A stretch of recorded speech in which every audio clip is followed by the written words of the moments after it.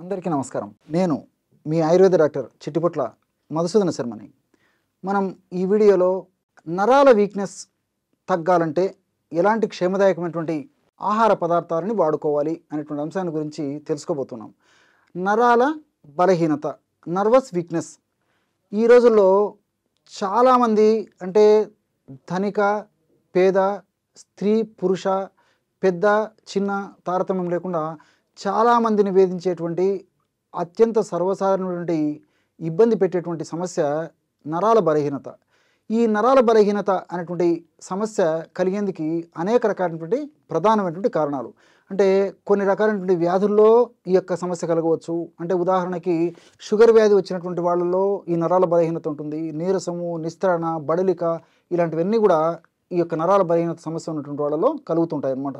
అదేవిధంగా బీపీ ఉన్నటువంటి సమస్య ఉన్నటువంటి వాళ్ళలో ఈ నరాల బలహీనత కలుగుతూ ఉంటుంది. పోషకాహార లోపం ఉన్నటువంటి వాళ్ళలో ఈ నరాల బలహీనత కలుగుతూ ఉంటుంది. ఇలా వివిధ రకాలైనటువంటి వ్యాధుల్లో ఈ యొక్క నరాల బలహీనత, నర్వస్ వీక్నెస్ కలుగుతుంటుంది అనమాట. అట్లే కొన్ని రకాలైనటువంటి ఆధునిక కృత్రిమ రసాయన ఔషధాలు తప్పని పరిస్థితుల్లో వాడవలసినటువంటి పరిస్థితి ఏర్పడినప్పుడు ఆ యొక్క ఔషధాలు వాడుకోవడం వల్ల ఔషధాల్లో భాగంగా సైడ్ ఎఫెక్ట్స్లో భాగంగా కూడా ఈ యొక్క నరాల బలహీనత, నర్వస్ వీక్నెస్ కలుగుతూ ఉంటుందన్నమాట. అట్లే దీనికి తోడు కొన్ని రకాలైన మానసిక ఒత్తిడి వల్ల కొంతమందికి నర్వస్ వీక్నెస్ కలుగుతుంటుంది. ఇలా వివిధ రకాలైన కారణాల వల్ల ఈ యొక్క నరాల బలహీనత కలుగుతుంటుంది. అట్లే కొంతమందికి ఆహారం బాగా తీసుకుంటున్నప్పటికీ నరాల బలహీనత కలుగుతుంటుంది. కొంతమందికి పరీక్షలు చేసినప్పుడు స్పష్టంగా ఈ కారణాల వల్ల నరాల బలహీనత కలుగుతుందని తెలిస్తే కొంతమందికి ఎలాంటి స్పష్టమైనటువంటి కారణాలు కూడా ఈ పరీక్షల వల్ల మనకు తెలియదన్నమాట. ఇలా వివిధ రకాలైన కారణాల వల్ల ఈ నరాల బలహీనత కలిగినప్పుడు నీరసము, నిస్త్రణ, బడలిక, కాళ్ళు చేతులు విపరీతమైన పోట్లు, సలుపులు, బాధ, చిన్న పనికే అలసిపోవడము, ఈ విపరీతమైనటువంటి నీరసం ఉండేటువంటి పరిస్థితి ఏర్పడుతూ ఉంటుందన్నమాట. మరి ఈ యొక్క పరిస్థితిని చక్కదిద్దేందుకు కొంతమంది రకరకాల ప్రయత్నాలు చేస్తుంటారు. అంటే కొంతమంది కాఫీ, టీలు విపరీతంగా తాగుతుంటారు అనమాట. ఇవి తాత్కాలికంగా కొన్ని ఉత్తేజాన్ని కలిగించినప్పటికీ మరి దీర్ఘకాలం పాటు వాడడం వల్ల క్షేమదాయకం కాదు, ఆరోగ్యదాయకం కాదు, ఆమోదయోగ్యం అంతకన్నా కాదనమాట. మరికొంతమంది ఏం చేస్తారంటే నరాల బలహీనత తగ్గేందుకు విపరీతంగా స్వీట్స్ వాడుతుంటారు అనమాట. ఇవన్నీ కూడా మరి అలవాటు పడడం వల్ల, హ్యాబిట్ కావడం వల్ల ఒక్కొక్కసారి ఏమవుతుందంటే వ్యసనంగా మారేటువంటి పరిస్థితి కూడా ఏర్పడుతుంది. కాబట్టి మరి సమస్యను గుర్తిరిగి సమస్యను చక్కదిద్ది ఆ సమస్య నుంచి బయటపడడం చాలా చాలా అవసరం. ఈ నరాల బలహీనత, నరాల వీక్నెస్, నర్వస్ వీక్నెస్ అనేటువంటి ఈ యొక్క సమస్య తగ్గేందుకు మరి ఎలాంటి క్షేమదాయకమైనటువంటి ఔషధాన్ని వాడుకోవాలంటే రోజు ఒక్కసారి ఉదయం కానీ, సాయంత్రం కానీ, రాత్రి కానీ మీకు ఎప్పుడు వీలైతే అప్పుడు నేను చెప్పినటువంటి ఔషధాన్ని కొన్నాళ్ళ పాటు వాడుకోండి. ఎలాగంటే 100 మిల్లీలీటర్ల నీళ్లు తీసుకోండి. 100 మిల్లీలీటర్ల నీళ్ళలో 2 లేదా 3 లవంగాలను నలగొట్టేసేసి అందులో వేసేయండి. అదేవిధంగా ఒక 10 తులసాకులు అందులో వేసేయండి.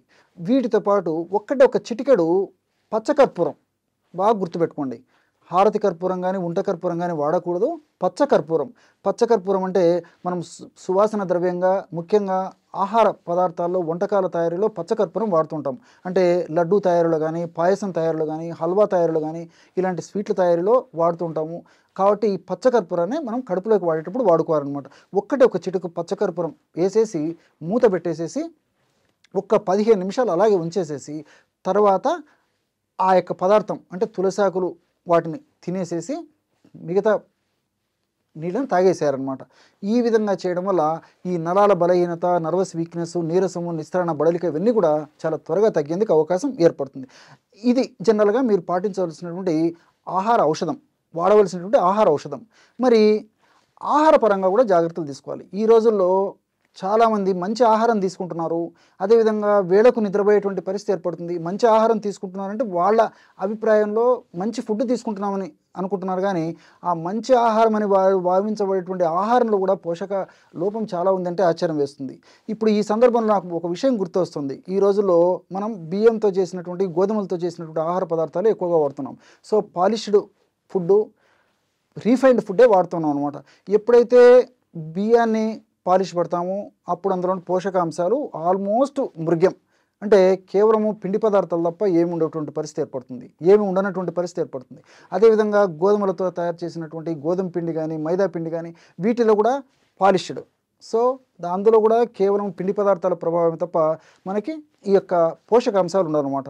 దీంతోపాటు మరి బొంబాయి రవ్వ, గోధుమ నూక ఇలాంటివి కూడా ఆల్మోస్ట్ అందులో కూడా ఈ యొక్క పోషకాంశాలు ముఖ్యంగా సూక్ష్మ పోషకాలు ఉండవన్నమాట.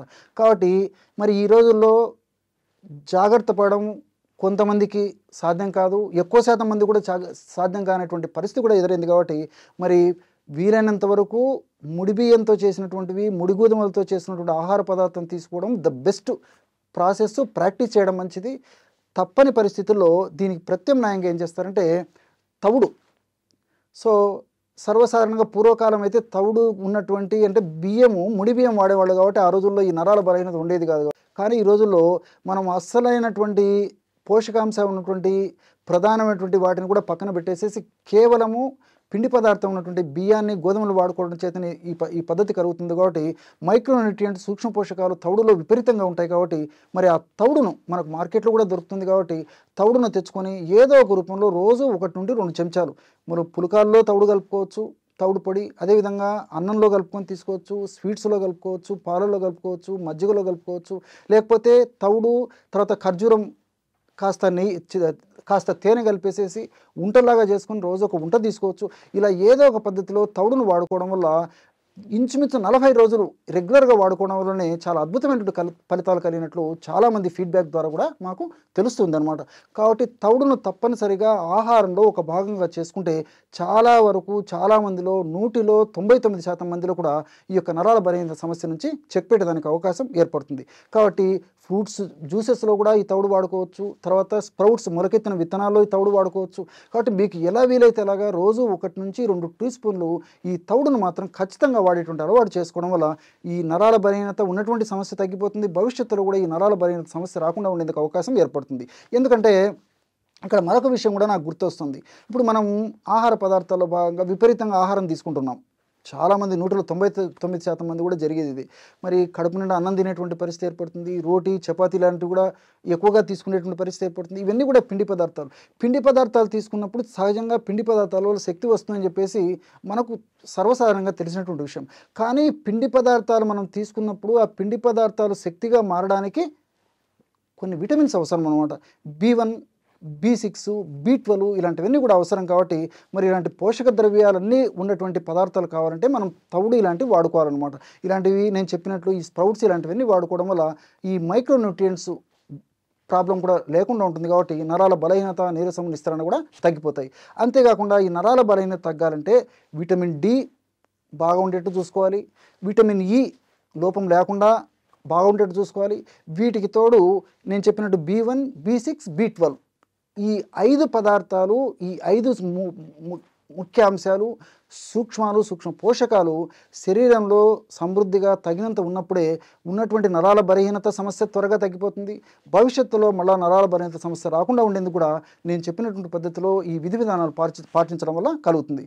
దేవతా స్వరూప మొక్క తులసి మొక్క ఔషధ గుణాలు అనేటువంటి అంశాన్ని గురించి తెలుసుకోబోతున్నాం. దేవతా స్వరూపమైనటువంటి మొక్క ఈ యొక్క తులసి మొక్క. అందుకే లక్ష్మీదేవికి ప్రతిరూపంగా భావించి ఆరాధించడం మన సంస్కృతి సాంప్రదాయాల్లో, ఆచార వ్యవహారాల్లో ఒక భాగమై ఉందన్నమాట. అట్లే సంపదకి, సౌభాగ్యానికి చిహ్నంగా భావించబడుతూ ఆ తులసి మొక్క కరుణ కటాక్ష వీక్షణాలు మన శరీర ఆరోగ్యం పైన, మానసిక ఆరోగ్యం పైన, ఆధ్యాత్మిక ఆరోగ్యం పైన సక్రమంగా చక్కగా ఉండేందుకు కూడా చాలా చక్కగా ఈ యొక్క తులసి మొక్క దేవత స్వరూపంలో ఉపయోగపడుతుందని చెప్పేసి కూడా భావించడం కద్దు. ఈ యొక్క తులసి మొక్కలో ఎన్నో రకాలైనటువంటి ఔషధ గుణాలు కూడా ఉన్నాయన్నమాట. అంటే ఆధ్యాత్మికమైనటువంటి పరంగానే కాకుండా అట్లే దైవాంశ సంభూతంగా భావించబడేటువంటి పరిస్థితే కాకుండా ఔషధంగా కూడా ఈ తులసి మొక్క చాలా అద్భుతంగా ఉపయోగపడేటువంటి పరిస్థితి ఉందన్నమాట. ఈ యొక్క తులసి మొక్క వివిధ రకాల వ్యాధుల్లో ఉపయోగపడుతుంది. అందుకే తులసి మొక్క గాలి తగిలినప్పటికీ ఆ గాలి యొక్క ప్రభావం చేత అనేక రకాలైనటువంటి క్రిమికీటకాదులు కూడా మన దేహాన్ని ఇబ్బంది పెట్టవనేటువంటి ధోరణితోనే, శాస్త్రీయ పరిజ్ఞానంతోనే మరి తులసి మొక్కను పెంచడం కూడా ఆచార వ్యవహారాల్లో ఒక భాగంగా చేయడం జరిగిందనమాట. అంటే అంత తులసి మొక్క గాలికి కూడా అంత శక్తి ఉండేటువంటి పరిస్థితి ఆ యొక్క దేవతా స్వరూపమైనటువంటి మొక్కకు ఉందన్నమాట. ఈ యొక్క తులసి మొక్క అనేక రకాలైన వ్యాధులకి ఔషధంగా ఉపయోగపడుతుంది. ఉదాహరణకి దగ్గు, జలుబు, ఆయాసము అంటే బ్రాంకైటిసు ఇలాంటి సమస్యలు ఉన్నప్పుడు ఈ యొక్క తులసి మొక్కను నేను చెప్పినటువంటి పద్ధతిలో సద్వినియోగం చేసుకోవడం వల్ల చాలా సమర్థవంతమైన ఫలితాలు కలుగుతాయి. ఎలాగంటే రోజు ఉదయం పరిగడుపున 200 మిల్లీలీటర్ల నీళ్లు ఒక పాత్రలో తీసుకొని అందులో 10 తులసాకులు, 10 మిరియాలు అంటే మిరియాలను ఒక 10 తీసుకొని నలగొట్టేసేసి అందులో వేసేసి ఒక 2 గ్రాములు అంటే చిన్నగా అంత ప్రమాణం అల్లం ముక్క శుభ్రం చేసేసి దంచేసేసి అందులో వేసేయాలి. అంటే 200 మిల్లీలీటర్ల నీళ్ళల్లో 10 తులసాకులు, నలగొట్టినటువంటి మిరియాలు ఒక 10 మిరియాలు తీసుకొని నలగొట్టి అందులో వేయాలి. అదేవిధంగా అల్లం ముక్కను కూడా నలగొట్టేసేసి అందులో వేసేయాలన్నమాట. ఆ విధంగా వేసి పొయ్యి మీద పెట్టేసి 100 మిల్లీలీటర్ల నీళ్లు మాత్రమే మిగిలేటట్లు మరిగించి దించి చల్లార్చి గోరువెచ్చగా ఉన్నప్పుడు వడగట్టేసేసి అందులో ఒక స్పూను తేనె కలిపేసి సేవిస్తుండాలి రోజు ఉదయం పూట. ఈ విధంగా క్రమం తప్పకుండా రోజు ఒక్కసారి ఈ యొక్క ఔషధాన్ని ఈ పద్ధతిలో వాడుకోవడం వల్ల చాలా సమర్థవంతమైన ఫలితాలు కలుగుతాయి. అంటే ఈ తులసి మొక్కకు ఉన్నటువంటి అద్భుతమైనటువంటి శక్తి ఏమిటంటే యాంటీటసివ్గా పనిచేస్తుంది, యాంటీ హిస్టమిన్గా పనిచేస్తుంది, యాంటీ ఇన్ఫ్లమేటరీగా పనిచేస్తుంది, అదేవిధంగా యాంటీబయాటిక్గా పనిచేస్తుంది, యాంటీ ఫంగల్గా పనిచేస్తుంది, అదేవిధంగా యాంటీ వైరల్గా పనిచేస్తుంది. ఈ విధంగా అనేక రకాలైనటువంటి ఔషధ శక్తులు ఈ తులసి మొక్క దేవతా స్వరూపమైనటువంటి తులసి మొక్క సొంతం అన్నమాట. కాబట్టి ఈ సమస్య సర్వసాధారణంగా వ్యాధి నిరోధక శక్తి తక్కువగా ఉన్నటువంటి వాళ్ళలోనే ఈ సమస్య కూడా కలుగుతూ ఉంటుందన్నమాట. విపరీతమైనటువంటి అలర్జీ, తుమ్ములు, జలుబు, దగ్గు, ఆయాసము చాలా బాధపడుతుంటారు అనమాట. మరి ఈ వ్యాధి నిరోధక శక్తిని పెంచేందుకు కూడా ఇప్పుడు నేను చెప్పినటువంటి పద్ధతిలో ఔషధాన్ని వాడుకోవడం వల్ల ఉపయోగం కలుగుతుంది అనమాట. కాబట్టి ఈ యొక్క ఔషధాన్ని మరి దీర్ఘకాలం పాటు వాడినప్పటికీ అన్నీ మనకు సైడ్ బెనిఫిట్స్ ఉంటాయి, ఎలాంటి సైడ్ ఎఫెక్ట్స్ ఉండవు. క్రమక్రమంగా ఆ యొక్క సమస్య కూడా తగ్గిపోయి శాశ్వతంగా కూడా ఆ అలర్జీ నుంచి మనం చెక్ పెట్టవచ్చు అన్నమాట ఈ యొక్క పద్ధతిలో ఈ యొక్క ఔషధాన్ని వాడుకోవడం వల్ల. అట్లే మానసికమైనటువంటి ఒత్తిడి కానీ, మూర్ఛ, హిస్టీరియా, మెదడుకు సంబంధించినటువంటి వ్యాధులు, అదేవిధంగా ఈ పార్కిన్సన్స్ లాంటి వ్యాధులు, ఇలాంటి జబ్బులు ఉన్నప్పుడు కూడా మెదడుకు సంబంధించినటువంటి ఇలాంటి జబ్బులు ఉన్నప్పుడు కూడా తులసిని మనం సక్రమంగా సద్వినియోగం చేసుకోవడం వల్ల చాలా చక్కగా ఉపయోగపడుతుంది అనమాట. అంటే జ్ఞాపక శక్తి పెరిగేందుకు కూడా ఈ యొక్క తులసి మొక్కని ఇప్పుడు నేను చెప్పినటువంటి పద్ధతిలో సద్వినియోగం చేసుకోవడం వల్ల చాలా చక్కటి ఫలితం కలుగుతుంది. ఎలాగంటే 2 కొబ్బరి గిన్నెలు తీసుకోండి, ఎండినటువంటివి 2 కొబ్బరి గిన్నెలు బాగా నిదానంగా నోట్ చేసుకోండి, గమనించి నోట్ చేసుకోండి. 2 ఎండు కొబ్బరి గిన్నెలు తీసుకొని 2 ఎండు కొబ్బరి గిన్నెల్లో తులసి ఆకులు వేసేయండి. అంటే కొబ్బరి గిన్నె ఎలా ఉంటుంది కదా, ఇందులో తులసి ఆకులు వేసేయండి. ఆ విధంగా ఆ కొబ్బరి గిన్నెల నిండా తులసాకులు వేసేసి పక్కన పెట్టేసేయండి ఆ తులసాకులని. అదేవిధంగా బెల్లం, పాత బెల్లం దొరికితే మరీ మంచిది. పాత బెల్లం పొడి చేసేసి, ఒకవేళ పాత బెల్లం దొరకకపోతే మామూలు బెల్లమైనా సరిపోతుంది. బెల్లాన్ని పొడి చేసి అదే పద్ధతిలో ఆ 2 ఎండు కొబ్బరి గిన్నెలు ఉన్నాయి కదా, ఆ కొబ్బరి గిన్నెల్లో బెల్లం పొడి కూడా పెట్టేసేయండి. పెట్టేసి కొలితేసేసి అది పక్కన పెట్టుకోండి. 3వదిగా స్వచ్ఛమైనటువంటి ఆవు నెయ్యి కూడా ఆ ఎండు కొబ్బరి గిన్నెల్లో పోసేసి అది పక్కన పెట్టేసేయండి. ఈ పద్ధతిలో ఆ ఎండు కొబ్బరి గిన్నెల్లో ఈ 3 పదార్థాలు కూడా కొలిచేసేసి తర్వాత ఎండు కొబ్బరిని తురిమేసేయండి. బాగా తురిమిన తర్వాత ఈ పదార్థాలన్నిటిని బాగా కలిపేసేయండి. ఎండు కొబ్బరి తురిమిన తర్వాత ఎండు కొబ్బరి తురుములో తులసాకులు, బెల్లము, స్వచ్ఛమైనటువంటి ఆవు నెయ్యి, ఈ పదార్థాలన్నీ బాగా కలిపేసేసి ఒక సీసాలో నిలువ ఉంచుకొని ఒక 30 రోజుల పాటు కదలకుండా అలాగే మూత బిగించేసి గాలి చొరబడినటువంటి ప్రాంతంలో, వెలుతర లేనటువంటి ప్రాంతంలో, అంటే మబ్బుగా ఉన్నటువంటి ప్రాంతంలో ఒక మూలకు పెట్టేసేయండి. ఇంతే. 1 నెల పాటు తయారు కావడానికి అందులో ఉన్నటువంటి అద్భుతమైన రసాయన ఔషధ శక్తులు అందులోకి వచ్చేదానికి మరి ఈ యొక్క ప్రాసెస్ అవసరం అనమాట. కాబట్టి ఈ పద్ధతిలో అందులో నిలువ ఉంచిన తర్వాత తీసుకొని రోజు ఉదయం పరిగడుపున 3 వేళ్ళకు వచ్చినంత, అంటే ఇలా పట్టుకుంటే ఎంత వస్తుందో అంత ప్రమాణం చప్పరించేసి మింగేసి నీళ్లు తాగొచ్చు, లేకపోతే 1 కప్పు పాలు తాగినా సరిపోతుంది అనమాట. ఈ విధంగా క్రమం తప్పకుండా రోజు ఒక్కసారి చేయడం వల్ల నేను చెప్పినట్టు మానసికమైనటువంటి ప్రశాంతత కలుగుతుంది, జ్ఞాపక శక్తి వృద్ధి అవుతుంది, మెదడుకు సంబంధించినటువంటి వ్యాధులు తగ్గిపోతాయి, అట్లే మూర్ఛ, హిస్టీరియా లాంటి సమస్యలు కూడా తగ్గిపోయేటువంటి పరిస్థితి ఈ యొక్క ఔషధం వల్ల కలుగుతుంది. కానీ ఈ ఔషధం తయారు చేసుకునేటప్పుడు చాలా జాగ్రత్తగా ఉండాలన్నమాట. అంటే ఏమాత్రం నీటి శాతం అందులో ఉన్నా ఒక్కొక్కసారి ఔషధం మనం 30 రోజుల పాటు అలాగే ఉంచుతాం కాబట్టి ఒక్కొక్కసారి ఫంగస్ బూజు వచ్చేటువంటి అవకాశం ఉంటుంటుంది. కాబట్టి మరి తులసి ఆకులను బాగా శుభ్రం చేసేసి ఆ నీటి శాతం అంటే మనం నీళ్లు చల్లేటువంటి పరిస్థితి ఉంటుంది. కాబట్టి అలా కాకుండా నీటి శాతం ఏమాత్రం పైభాగంలో అంటే మనం టచ్ చేసినప్పుడు నీరు తగలకూడదు అనమాట. ఆ విధంగా ఆ నీటి శాతం అంతా ఆరిపోయిన ఉన్నటువంటి ఆ తులసి ఆకులు, పచ్చి తులసి ఆకులని వాడుకోవాలన్నమాట. ఈ జాగ్రత్తగా గమనించేసి మీరు చెప్పినటువంటి పద్ధతిలో ఈ యొక్క ఔషధాన్ని వాడుకోవడం వల్ల చాలా అద్భుతమైనటువంటి ఫలితం కలిగేటువంటి పరిస్థితి ఏర్పడుతుంది. అదేవిధంగా ముఖం మీద వచ్చేటువంటి మొటిమలు కానీ, గుల్లలు కానీ, నల్ల మచ్చలు కానివ్వండి, ఇలాంటి అనేక రకాలైనటువంటి సమస్యలకు కూడా సౌందర్య సాధనంగా తులసి ఉపయోగపడుతుంది. ఎలాగంటే ఒక 25 లేదా 30 తులసి ఆకులు తీసుకోండి. ఒకటి కర్పూరం బిళ్ళ అంటే 25, 30 పచ్చి తులసి ఆకుల్లో ఒక కర్పూరం బిళ్ళ తీసుకొని ఆ పదార్థాన్ని అంతా బాగా కలిపేసేసి గోరింటాకులాగా పేస్ట్ లాగా లేపనంలాగా తయారు చేసుకోండి. దాన్ని ముఖ భాగంలో ఎక్కడైతే మీకు సమస్య ఉందో ఆ భాగంలో అప్లై చేసి 1 గంట తర్వాత గోరువెచ్చని నీటితో కడిగేస్తుండండి. ఇంతే.